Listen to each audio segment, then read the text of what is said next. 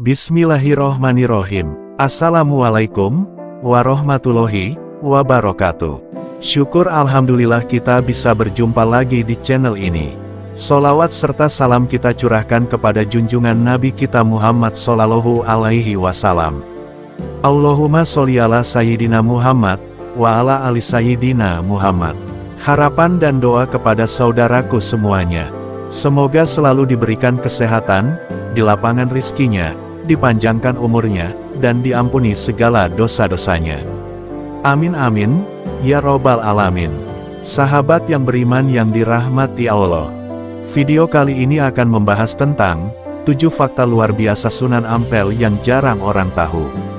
Sama seperti kumpulan elit yang masing-masing anggotanya memiliki keistimewaan sendiri, Wali Songo pun juga kurang lebih seperti itu. Beliau tak hanya piawai dalam berdakwah, tapi juga memiliki karisma dan karomah sehingga begitu disegani serta dihormati. Dan salah satu dari Wali Songo yang bisa dibilang begitu dikagumi adalah Sunan Ampel. Ya, peran beliau dalam penyebaran Islam di Jawa bisa dibilang krusial. Tampaknya, mungkin kisah-kisah penting tentang Islam di tanah Jawa takkan pernah terjadi. Makanya tak heran kalau karena perannya yang luar biasa itu, Sunan Ampel mendapatkan tempat terbaik. Meskipun kematiannya sudah berabad lalu, tapi sampai sekarang makamnya masih dikunjungi banyak orang. Berikut fakta-fakta yang mungkin belum banyak orang tahu. 1. Sunan Ampel ternyata bukan orang Indonesia asli. Sunan Ampel terlahir dengan nama asli Ali Rahmatullah. Tanggal lahirnya sendiri adalah pada tahun 1401 Masehi di negeri Campa, dari pasangan Maulana Malik Ibrahim, dikenal juga sebagai Syekh Ibrahim Asmorokondi, dan Dewi Chandrawulan, seorang anak putri Raja Campa.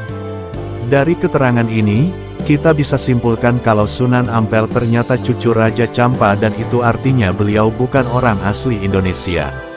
Meskipun demikian, namun kita tahu sendiri kalau jasanya bagi Indonesia teramat besar. Terutama dalam hal-hal yang berhubungan dengan dakwah atau penyebaran Islam.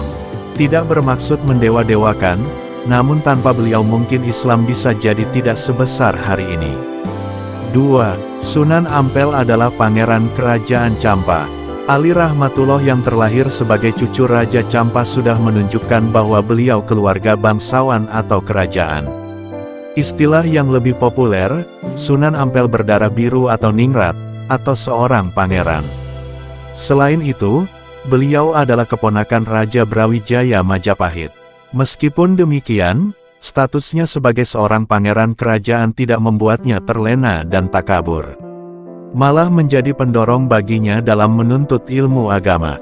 Lantaran posisinya yang tinggi, maka sosok Raden Rahmat pun memiliki pengaruh yang cukup kuat di kalangan bangsawan Majapahit. Konon wilayah desa Ampel Denta di mana masjidnya berada merupakan tanah hadiah dari Raja Majapahit, karena jasanya mendidik akhlak keluarga kerajaan saat itu. Sunan Ampel sendiri juga memiliki seorang kakak laki-laki bernama Ali Murtado yang menemani melawat ke Pulau Jawa bersama sang ayah, Maulana Malik Ibrahim atau dikenal sebagai Sunan Gresik. 3. Masjid bersejarah, tertua ketiga di Indonesia. Masjid ini merupakan masjid tertua ketiga di Indonesia. Berdiri tahun 1421, di dalam wilayah Kerajaan Majapahit. Bentuknya mengikuti arsitektur Jawa kuno, dengan nuansa Arab yang kental. Sunan Ampel wafat pada tahun 1481 di Demak, namun dimakamkan di sebelah barat masjid. Hingga tahun 1905, Masjid Ampel adalah masjid terbesar kedua di Surabaya. Dulunya masjid ini menjadi tempat berkumpulnya para ulama dan wali Allah untuk membahas penyebaran Islam di tanah Jawa, selain sebagai tempat beribadah dan dakwah, juga menjadi tujuan wisata dan ziarah yang tak pernah sepi dari pengunjung. Struktur bangunan dengan tiang-tiang penyangga berukuran besar dan tinggi dari kayu, juga langit-langit yang kokoh memperlihatkan kemampuannya melintasi zaman.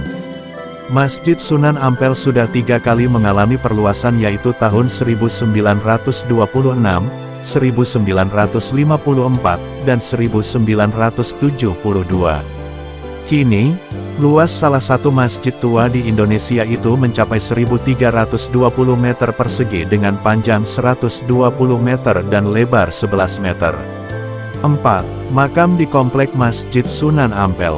Makam Sunan Ampel bersama istri dan 5 kerabatnya dipagari baja tahan karat setinggi 1,5 meter, melingkar seluas 64 meter persegi. Khusus makam Sunan Ampel dikelilingi pasir putih. Di komplek pemakaman masjid juga terdapat makam Mbah Sonaji atau Mbah Bolong dan Mbah Soleh, pembantu Sunan Ampel yang bertugas membersihkan masjid. Keberadaan kedua makam tersebut tak terlepas dari cerita tutur masyarakat setempat yang sangat menarik. Mbah Bolong terkenal karena bisa melihat Ka'bah di Mekah dari Masjid Ampel dan Mbah Soleh konon memiliki 9 makam. 5. Sumur bersejarah dan berkah di komplek masjid. Di komplek masjid juga terdapat sumur bersejarah yang kini sudah ditutup dengan besi. Banyak yang meyakini air dari sumur ini memiliki kelebihan seperti air Zam-Zam yang ada di Mekah. Banyak masyarakat yang minum dan mengambil untuk kemudian dibawa pulang. Memasuki area pemakaman, terdapat gentong-gentong berisi air yang berasal dari sumur untuk diminum oleh para pengunjung. 6. Filosofi Moh Limo. Tak hanya pengaruh dan kisah-kisah luar biasa, Sunan Ampel tentu juga meninggalkan pelajaran dan ilmu-ilmu berharga. Salah satunya adalah ajaran yang dikenal dengan nama Moh Limo atau bahasa Indonesianya adalah tidak mau melakukan 5 hal buruk. Misalnya adalah moh main atau tidak mau berjudi, moh ngombe atau tidak mau minum bermabuk-mabukan, moh maling atau tidak mau mencuri, moh madat atau tidak mau mengisap candu, ganja dan sejenisnya, dan moh madon atau tidak mau berzinah. Ajaran ini mungkin simple, tapi begitu mendalam isinya. 7. Kampung Arab di kawasan Ampel. Di kawasan ini ada yang menarik yaitu keberadaan kampung Arab yang sebagian besar ditempati warga keturunan Arab Yaman dan Cina selama ratusan tahun untuk berdagang. Suasananya nyaris seperti keadaan pasar di Mekah, Arab Saudi. Entah bagaimana asalnya, namun mungkin ini semacam penghormatan kepada Sunan Ampel yang memiliki darah dan adat Timur Tengah. Selama bulan Ramadan, jumlah pengunjung kawasan Ampel meningkat dibanding hari biasa. Pengunjung pun juga akan semakin membeludak pada saat malaman Lailatul Qadar, bahkan dapat mencapai 20.000 orang. Itulah 7 fakta hebat tentang Sunan Ampel. Perjuangan Sunan Ampel membuktikan bahwa seseorang yang berdakwah membela agama Allah Subhanahu wa Ta'ala akan mendapatkan balasan kemuliaan selama hidupnya, bahkan ratusan tahun kemudian setelah orang tersebut wafat. Semoga hal ini bisa menambah kualitas keimanan kita. Terima kasih. Apabila ada salah kata atau penyebutan dalam video ini, mohon maaf yang sebesar-besarnya. Semoga video kali ini bermanfaat, lebih dan kurangnya mohon dimaafkan. Jangan lupa untuk like, komen, dan subscribe channel kami. Sampai jumpa di video berikutnya. Terima kasih. Wassalamualaikum warahmatullahi wabarakatuh.